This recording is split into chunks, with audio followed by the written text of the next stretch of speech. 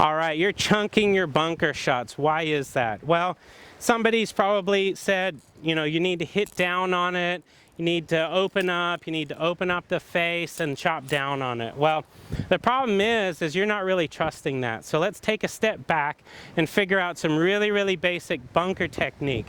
What you're gonna do is you're gonna use your saber to really help you to do this. There's two things.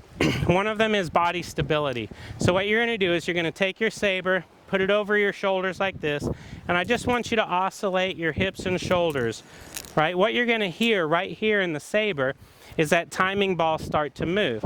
Now, what I want you to do is I want you to move your hips and shoulders quickly so that that ball basically stays right in the middle of the saber without making it this far where it hits this end or this far where it drops all the way to the other.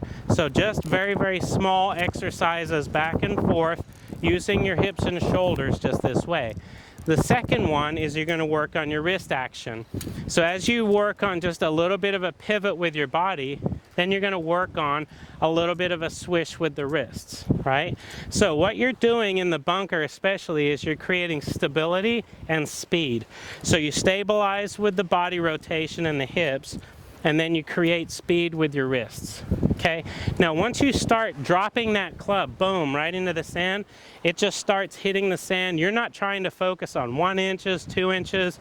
You're not working on aiming left, leaning left, chopping down, or any of that stuff. So what I want to do is help you, who's chunking the bunker shot, basically return to sand shot basics, stability and speed. When you're working on a shot and you have a new surface, sand in particular and not grass, you need speed to accelerate through that sand to pop the ball out of the bunker.